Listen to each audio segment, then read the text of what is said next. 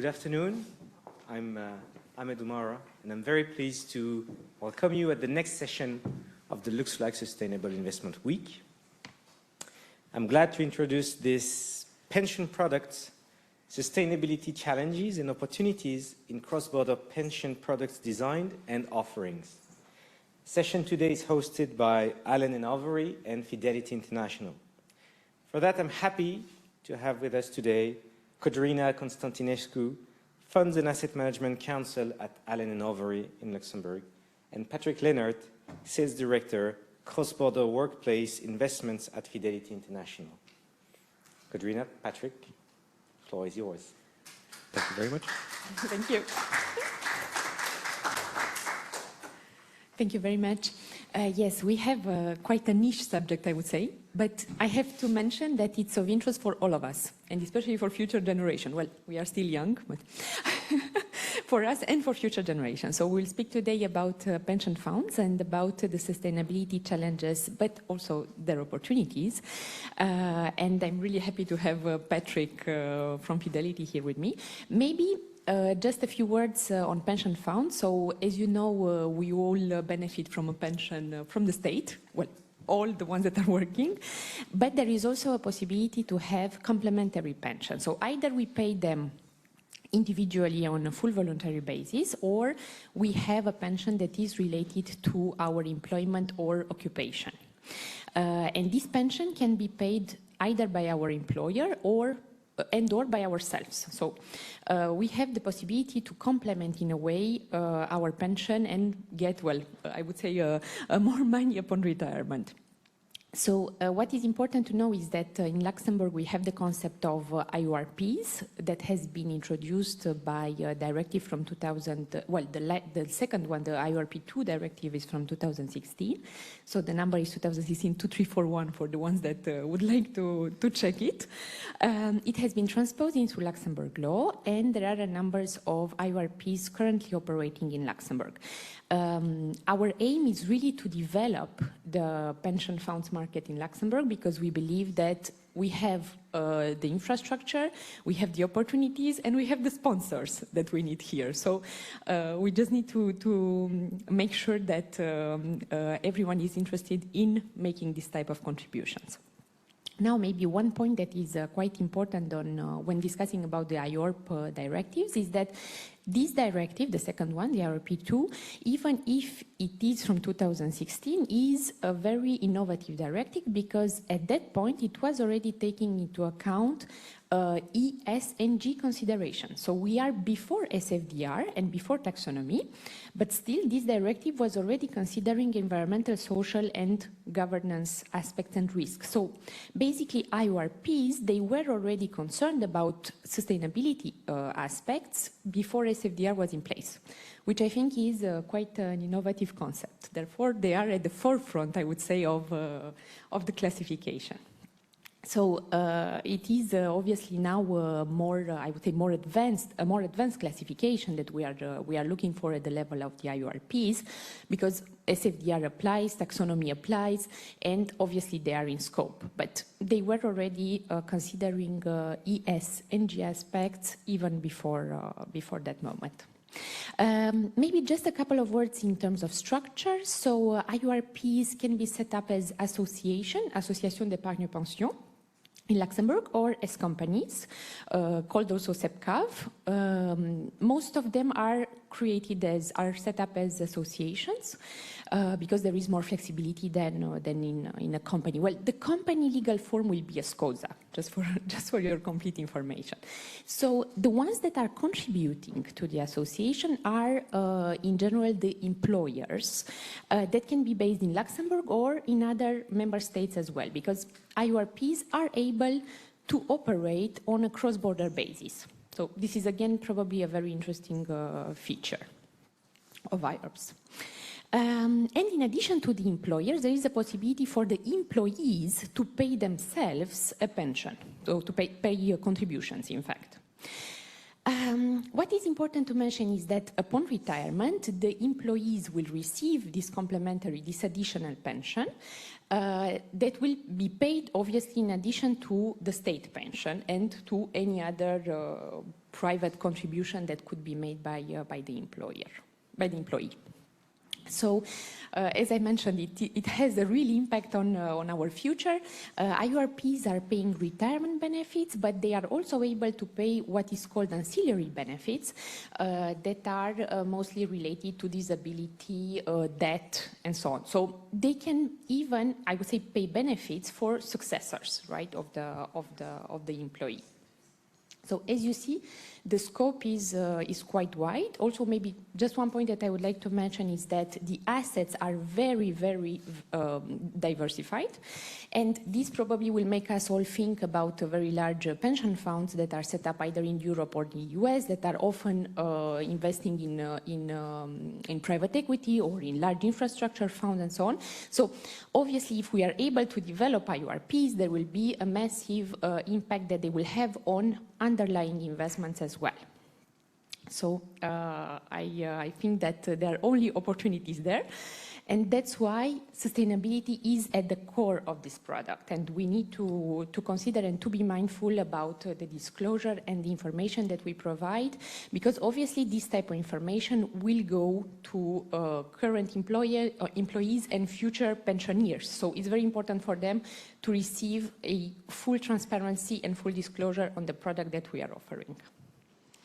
So I will give the word to Patrick, because Patrick knows the product that Fidelity developed better than me. Well, absolutely. Thanks, Codrina. So I suppose, by way of background, Fidelity are one of the largest providers of pension management services and asset management in the world. So a very large organization with over 4 trillion of assets under management. We have been operating in the defined contribution or the retirement savings space for the last 30 years. So there's a very large heritage built up through that very significant business that's been developed, firstly in the US, also the UK. We have operations in Hong Kong, Germany, etc. And through that, we deal with large corporate organizations to provide second pillar retirement benefits for their employees. And as you mentioned, Codrina, second pillar retirement benefits are becoming more and more important as state systems maybe fall short, or people want to provide additional benefits and those ancillary benefits you mentioned around death and disability. So there's a very large appetite across the globe for these type of vehicles. And we've been working with large corporates for many years and listened to their needs and their desires. And one of the topics that continually arose was what solutions can be provided in a European market. So somewhere where we haven't operated as significantly as other markets, there's been more and more questions about what are our capabilities, etc. So on foot of that, and on foot of an aspiration to further globally expand, Fidelity looked at the various options available in terms of what's the best way to structure retirement provision in a European context. And I suppose, considering all the different avenues that are available, we ultimately landed on an IORP structure, as you alluded to. And there's lots of benefits to that type of structure in the context of what our clients want and what we see as successful retirement provision across the globe.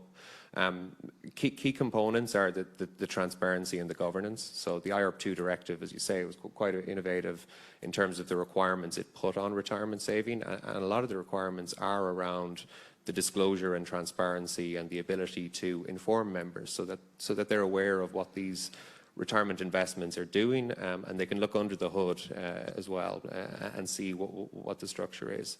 IORPs are also subject to the SFDR requirements, so there's further disclosure requirements, etc. And although they're quite complicated, they're quite a robust structure for this type of saving. Other aspects of the IORP structure, which we feel is important and our clients value as well, is the ability for members to engage or participate in their retirement program. So as an employee of an organization, you will receive contributions and that will directly impact the benefit that you get at retirement. And we believe choice and access to choice and the ability to, as you say, save for yourself as being key components. And on foot of all of that, we've established a Luxembourg-based IORP. It's live since 2020, and our first client was added to it in 2021. So it's a relatively new product to the market, but it's very much built on the pillars that we've established in other markets through our existing line of businesses. I suppose, key components or the key features of the product that we have are that it is structured as an IORP. We have a association governance structure whereby there is a board, a mixture of independent and executive directors. That's supported by various committees, including investment committees, benefits committees, etc. And there's all the various other I suppose, aspects to the Fidelity engine that contribute to that. So our compliance arm, our asset management arm, our legal arm, and you know, our legal counsels in local markets. So our intent is to focus on the Luxembourg market and grow the savings that are there. And we think what we've structured should appeal to our clients and hopefully some new clients as well. But also to mention the longer-term ambition of the IORP is to be that cross-border vehicle. So again, when we look at regulations and we look at all the requirements that are there, that's a very complex and taxing ask for an employer to be able to run multiple entities with varying different requirements. The end state that we would like to get to is that our Luxembourg-based IORP would be able to establish pension provision for our clients in multiple jurisdictions. And that way they will be able to offer their employees consistency, portability, best-in-class offerings. So you would be able to leverage what you've been able to establish for a large population in country A to a smaller population in country Y. So those economies of scale, synergies associated with the compliance and the governance requirements, etc., and also value for money. So the fund range that's available through that scale, through the infrastructure that we have, we'll be able to provide better value for money to various employees. And then maybe touching on maybe the theme of the conference, the investment lineup will also reflect the, I suppose, the demands and the requirements and the desires of our clients and their members, which is to have various elements of sustainability. Probably the most common feedback we get from members when we discuss the retirement provision that they have is what are aspects of sustainability are included, and have the various investment committees or trustees in other jurisdictions considered sustainability. So there's that challenge aspect in addition to the disclosure requirements, which we're able to apply at scale through the IORP structure.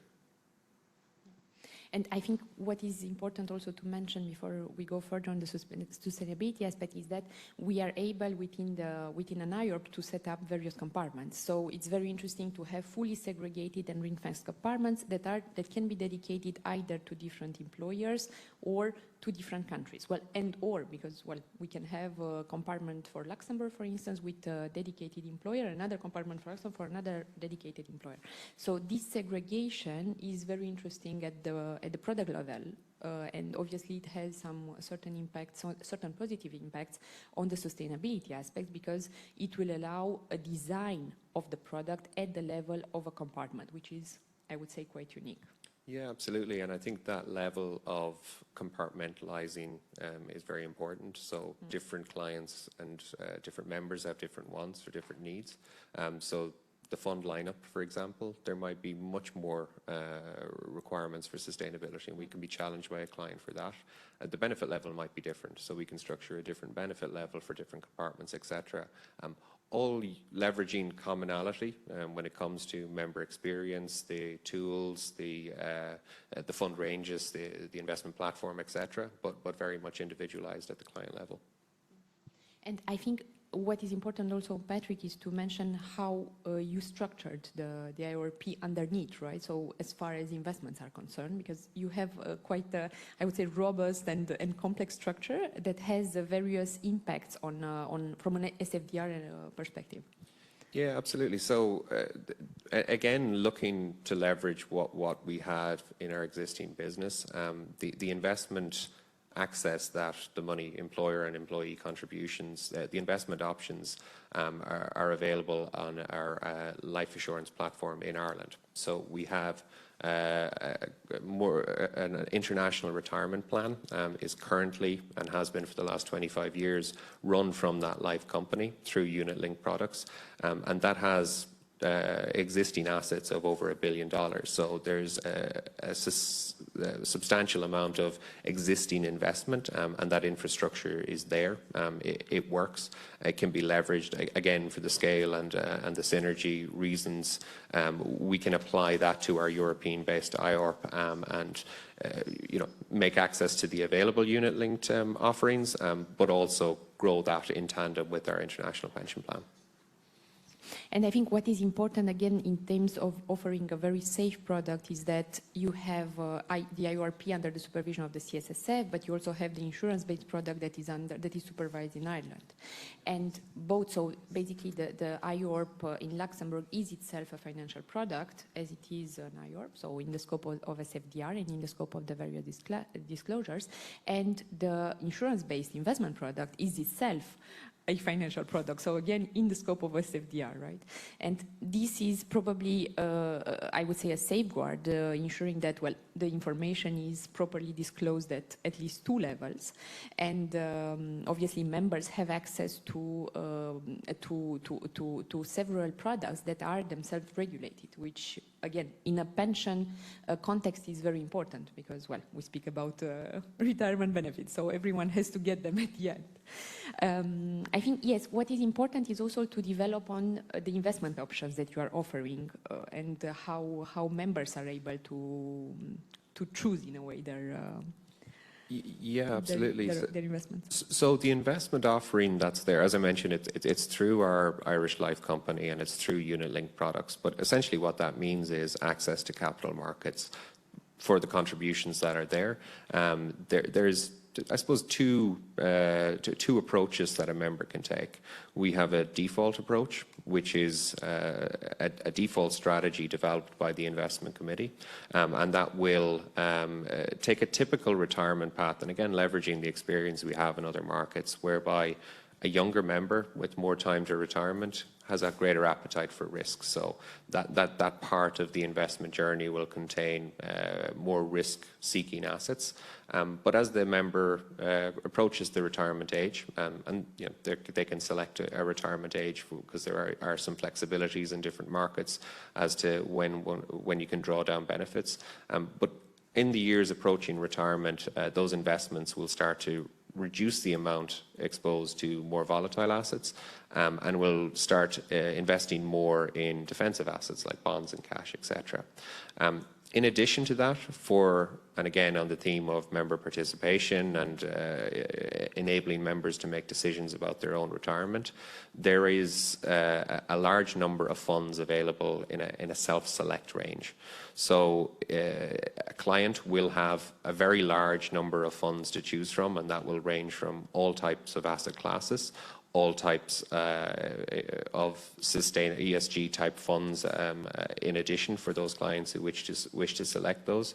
And we would typically see clients choose a lineup that, I suppose, provides enough access to enough different asset classes, so active assets, active funds, passive funds, equity funds, property funds, etc.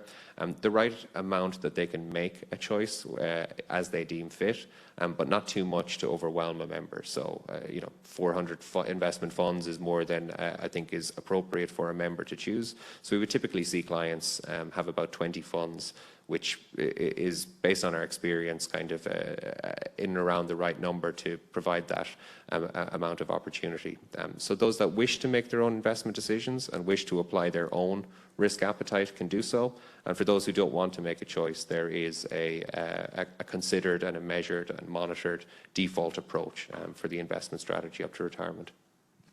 Yeah, so in fact, you are giving access to members and to their employers to a wide range of funds that probably for them it will be impossible to get access to in a normal situation if they will not invest via the pension fund. Yeah, absolutely. And I think, I suppose the investment, leveraging the scale both of the Fidelity platform, but also the buying power of the employer. It provides access to funds at a price point that wouldn't typically be available in the retail market. It's also worth noting that retirement benefits tend in most markets across Europe and including Luxembourg to have preferential tax treatment. So not only is it cheaper to access these funds, there also is tax benefits associated with it. So there's kind of more incentive for this type of saving to be applied to individuals and as you say, a wide selection of investments that mightn't be available to the typical investor. Yes, which bring us back probably to the next level of the structure. So the underlying funds. The underlying funds are basically themselves, again, in the scope of SFDR if they are in Europe. Well, if they're not in Europe, probably they are still opting in for a disclosure similar to the one in Europe.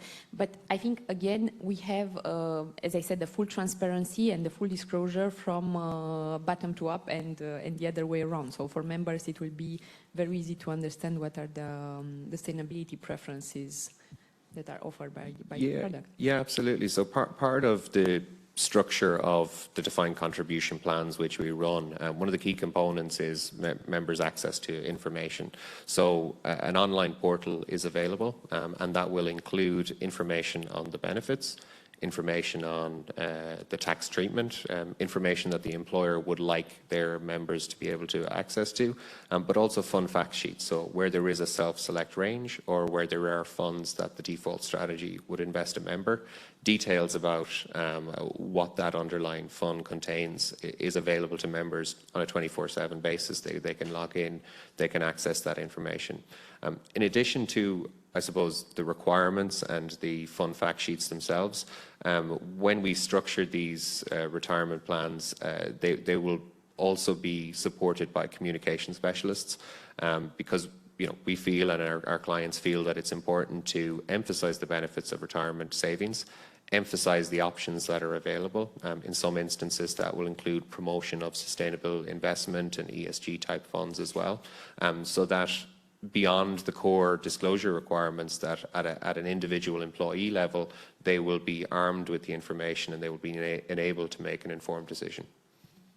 And I think we speak quite often about financial education, right? I think this is an instrument of doing financial education and of promoting sustainability at the level of each employee in the end. So everyone is able to get access to real information via your product because, well, you are also, I would say, giving an easy access. So you are not overcomplicated the information that you are receiving from the underlying funds. So you are transforming it in a way that is understandable for everyone. Well, we all know that institutional investors, for instance, have a capacity to analyze the RTS and to compare them. But I think that you are already promoting a very easy access to similar type of information without really going into the details of the RTS, if I may say so. Yeah, no, absolutely. So some of our clients are investment specialists and will be very well versed on this, but a lot of our clients are not, and particularly at the member level, you have a very diverse population of people, and it's challenging to digest all of the information that comes with retirement. And as I said, that communication specialist approach, that simplification of message is key to enable people who want to, for example, invest in an ESG fund because that's important to them, give them the tools to make a decision on that without overwhelming them with too much information. Probably another interesting point that retirement saving has that maybe other institutional investment doesn't is the time horizon associated with it. So when we think of sustainability and we think of what sustainability goals are there to achieve, for a long-term investor, there is a value add to sustainability. Just by definition of it being a sustainable investment, it should stand the test of time better than a non-sustainable investment. And as such, I think it is and it will continue to be a key component of retirement savings. Yes, exactly. And I think that, well, there are two dimensions. There is obviously the long-term dimension, and if we are able to associate it with the cross-border dimension, it will mean that, well, an employee from Italy, another one from France, and then another one from Luxembourg, they will all receive the same type of financial information, but also sustainability information, which I think it's a great opportunity, right, at retail product level, because, well, at institutional level, as I said, there is a possibility to receive and to compare different type of information. But there you will have on a cross-border basis the same comparable information and the same level of transparency, which I think it's... Yeah, absolutely. And I think, the employees in different countries will have access to the same information. Mobile employees will have the same information as they move from country to country. It also provides employers with the consistency that they want. So where they want to provide access to sustainable investment to their employees and for the contributions that they're paying in. Again, they will want a similar structure so that they can be consistent in what they're doing, and they can offer a consistent experience and availability to their employees in different jurisdictions. It very much maps to the ever-growing global nature of commerce and multinational organizations wanting that consistency of experience for their workforce. Yes, exactly. And this brings me to the employer side, if I may say so. So what do you see as a trend in terms of requirements from employers? Because, well, employers, as we all know, some of them are not fully in the scope of a reporting obligation because the non-financial reporting disclosure directive applies for the moment to large companies only. So large companies will be in scope, but we also have other types of companies that are not, I would say, aware, or maybe they do not have yet in place processes that are very clear in terms of sustainability preferences, sustainability risks, and so on. So if they come to you, do they have already a clear view on what they want to see, or are you initiating a dialogue in order to design a product or a compartment for them? I think it's the topic that I've seen increase in prevalence the most in my career. So having worked in pension industries in various different countries, the theme that's growing the most traction is around sustainability and around what the company is, I suppose, doing with the money that they're contributing on behalf of their members, but also what their employees are able to get access to. For many organizations, the retirement investments will be a very significant portion of what they would see themselves as being responsible for or participating in terms of the retirement provision. And they also, particularly large multinational organizations who will have very public sustainability aspirations and goals, they will want a consistency applied to something that they're contributing quite a lot of money to. And perhaps their employees will be very front and center to that sustainability objective that's very, very much in the public eye. So corporates are challenging us and challenging the market in terms of what we can offer. They're constantly kind of pushing the dial in terms of the credentials that are available on a lineup, and really another element to it is the cost at which those ESG or sustainable alternatives can be provided, because sustainability goals are coupled with economic goals as well, so they don't want to pay too much of a premium for that type of thing. So it's constantly evolving, but I would say probably the most common challenge we would get in terms of our fund lineup. And as we speak about multinational companies, obviously we will have some in jurisdiction where SFDR is not applicable. So again, it will be interesting for them, right, even to discover what are the requirements that apply in Europe and that are quite advanced. Yes, absolutely, and we would work a lot with US multinationals, but also, we have quite a large business in the UK, and there's different variations on disclosure requirements and sustainable investing requirements, etc. I think, again, on the theme of consistency, they will want, again, they'll challenge us to compare the offerings. So if we're looking at the fund lineup for our IORP in their European context, they will have spent a lot of time looking at their 401k in the US, and they'll challenge us to, how do we compare these two? Like, these are different disclosure requirements.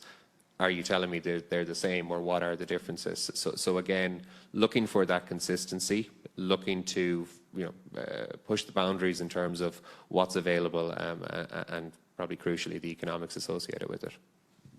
So I think we can all say that you are doing an amazing job at Fidelity, because you are gathering data for employees, for employers, transforming them, uniformizing them, making them comparable, which is, well, everything that somebody could want to, to get. Yeah, absolutely. And I think those of you who were here on Monday, like we have various teams that work on all aspects of this. So we have an asset management team that are very much in the thick of looking at sustainability, trying to gather that data, trying to improve funds and establish funds, etc. And I suppose the part of the business that I operate in gets to benefit from that work that's done and benefit from that infrastructure. Maybe just one question, which is more, I would say, locally oriented. In Luxembourg, what would you expect to get as requirements from employers? You think?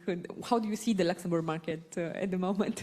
Yeah, so the Luxembourg market is, I suppose, traditionally and currently, there's quite a, relatively speaking, quite a strong first pillar. So it's maybe not as embedded in people's minds that retirement saving is absolutely crucial. But that said, it is commonplace that retirement programs are provided by employers. And I think there is an appetite for employees to have access to capital markets and be able to supplement that first pillar state provision. My sense of the market is it's more traditional down the insurance side of things, which is, I suppose, benefits from the fact that it's less volatile and has, in many cases, guarantees in place. But where it benefits from that side, it loses in terms of members' participation, members' ability to select the funds that are appropriate for their risk appetite. In certain markets, it'll fall short, because if markets take off, you will lose that access to the market that you might have had elsewhere. Again, I think the appetite is growing for that access to cost-effective investment in your retirement. Yes, I fully agree. And besides that, not all insurance products are in the scope of SFDR and taxonomy. So this is for sure an added value, the fact that you are able to properly disclose SFDR preferences. Yeah, and I think at a member level, particularly, the IRP structure is, it requires much more transparency. So the access to the data of what you're actually investing in, it's a requirement both on the SFDR requirements, but also, as we mentioned, the IRP2 directive as transposed.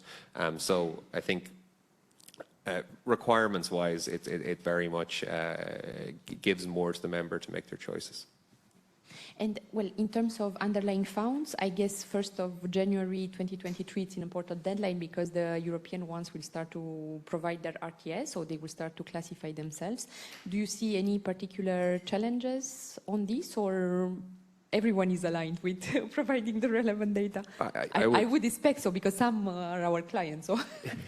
Yeah, absolutely. So I would be remiss to say it was without challenge. So not personally, but I know there's lots of teams that are working very hard on these requirements, and the requirements are complex and require huge investment and a lot of diligence in terms of getting over the line for these deadlines that are coming. It's also, regulation is increasing year on year, and we see more and more requirements. So there's a large body of work that's been done. Again, looking at the part of the Fidelity business that I operate in, we just get to benefit from all that hard work that's been done at the various levels. So when we look to the pension products or the IR product that we're providing, we're able to utilize those existing platforms that are making sure that we're compliant and have those robust governance frameworks in place. Yeah, which I think is great. So an organization like yours is able internally to get a lot of data already, because, well, we all know that in an SFDR and taxonomy context, everyone is discussing about data, unavailable data, difficult to get data, and so on. But I think that you have already the asset management arm, which is doing a great job to collect already and to classify their own funds, but also collect information from other funds. which is already an amazing value-add element. Yeah, absolutely, and it's the scale really that allows us to do that. So the existing businesses that are there, and as I said, the platform that we are using for our European offering, it's an existing platform. It has a large body of assets built up. So those structures and frameworks are in place to ensure that, you know, the baseline requirements, that they'll always be under control given that scale and given the heritage. I'm just checking the clock because we started a long discussion here. Maybe I know that the next panel is with the CSSF, so I think we can say that we have a regulated product here and that we had an amazing exchange with the CSSF so far in terms of SFDR requirements, and we hope that it will continue like this. Yeah, no, always good to say nice things about our regulators. No, we have gone through the process and it's been very productive, and we've been established. As I say, we've had our first client since 2021, you know, we engage on a regular basis with the regulator, and it's been a very productive relationship to date. And maybe just again on the public policy or public authority side, I would say that we have the CSSF, but if we have pensions coming from Luxembourg, there is obviously, as we discussed, a tax benefit and a tax support that is coming for the pensions that are paid to an IORP. So I would say that there is the public support for this type of products, in addition to the private one that is on your side. So all the forces are united to make it happen and to complement our pensions for a good retirement. Yeah, absolutely. And that's probably the fly in the ointment associated with that is on the cross-border side. There are challenges in some of the European markets associated with leveraging what IORP2 facilitates. So there is cross-border capabilities of the IORP. Establishing in markets, there are some barriers in certain markets associated with that, and we are working on public policy, and we are working on you know, discussions with local regulators in other jurisdictions and other member states to try and remove some of those barriers, because for a lot of the reasons I mentioned, we very much see cross-border offerings being a key component of retirement savings all across Europe. So Luxembourg market and beyond, we think this is we think it's a great setup and structure to be able to facilitate better outcomes for members, and that's really what ultimately our clients are looking for. With all of the other challenges they pose to us, it's always focused on what the member outcomes are. How can we best provide for members' retirement outcomes? So hopefully we gain a bit of traction on that cross-border element. Yeah, indeed. I think we have to, we have to work a bit on the social, labor and tax law, right, to make it more harmonized. But hopefully the sustainability requirements are all the same throughout Europe. So this is already a great challenge that has been achieved by European legislation. Yeah, absolutely. And again, I think that the next layer of the challenge will be how to provide that level of sustainability credentials in funds, but at an economic price point. And we think scale is a large part of that. Okay. I think I don't have other questions. Thank you very much. Thank you, Codrina. Thank you, Patrick, for the excellent presentation and Q&A. Many thanks for having us. I'll be looking at the audience now and see whether we have questions on the left side. Be right back.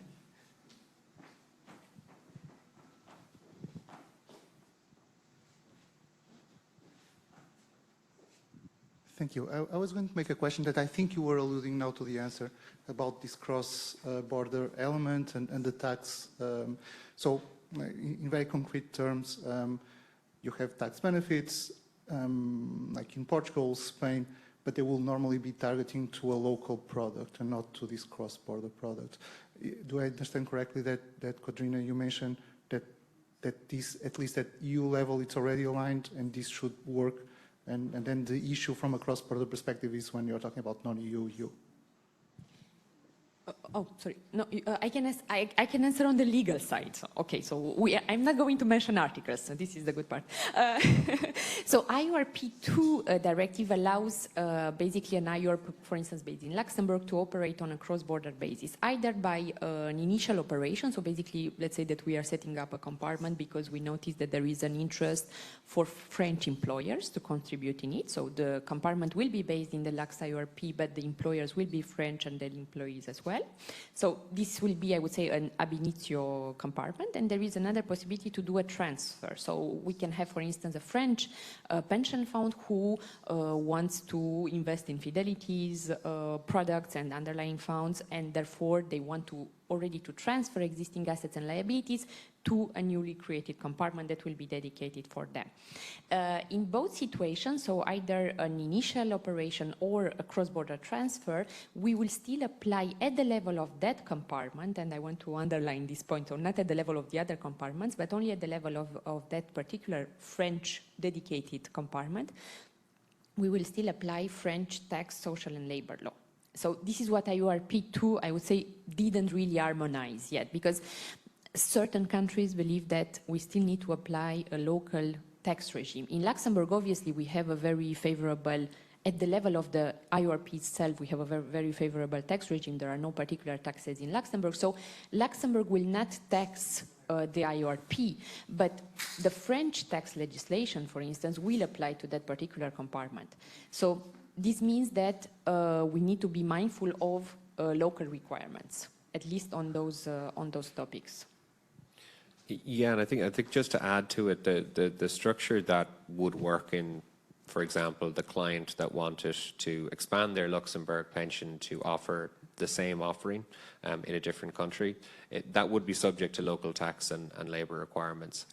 But because of the IORP2 directive and its transposition into the laws of the various member states, that will be, it's probably quite a US term, a qualified retirement plan. So it will benefit from whatever tax considerations retirement vehicles get in that local country.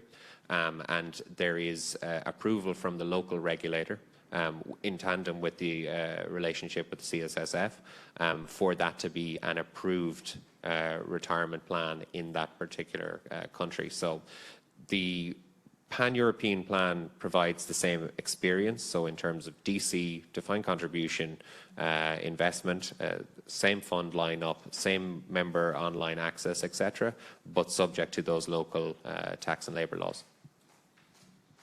Thank you. And I have an unrelated question. Do you have any minimum size of an employer that will qualify for this compartment?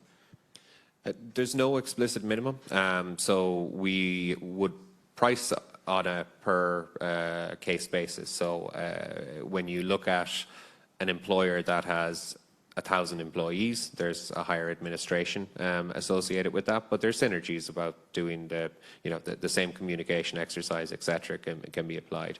So there are no minimum requirements. There would just be different component pricing for the various member record keeping and services that we provide. So in short, no minimum requirement. And maybe just to give a good news before the next question is that there is a consultation for IORP3. So a new directive will come, where we hope the cross-border barriers, if you can call them this way, will disappear. This is what we are working through, right? Yeah, absolutely. And there is a consultation with the Commission currently underway, where one of the key components that they're looking for feedback on is cross-border and how. So one of the key objectives of the IORP2 directive was to facilitate cross-border pension investment. In short, it hasn't facilitated, or it hasn't encouraged it, and there has been no significant uptake in activity in that space. So the expectation is that future regulations, and IORP3 is the most obvious one, will cement that or properly establish the capability for true cross-border, and we fully expect that to form part of IORP3. And maybe just one more legal, I would say, point to mention is that with a Luxembourg compartment, with Luxembourg employees and employers, the favorable tax regime applicable to complementary pension will apply. So basically in Luxembourg, we don't have any, I would say, particular barriers to operate a compartment. Yeah, no, we're fully established in Luxembourg, approved by the regulator, etc. So the cross-border element is our longer term. We're currently operating in the Luxembourg market. Next question. Thank you. Thanks for the presentation and the comments. Coming back to sustainability, what will the reporting, when the periodic reporting kicks in terms of sustainability elements, what will that look like? Given the current reporting is obviously all, financial performance related. Will that be, will that be just high level that you're investing in, these funds you've selected are Article 8, Article 9, or will it be more than that? Yes, well, in the case of, I'm speaking about Fidelity, but probably other pensions might have this possibility to opt for providing RTS, right? So it really depends on the underlying funds in the end, because the underlying funds are themselves products, as we said, under SFDR, so they will provide their own RTS.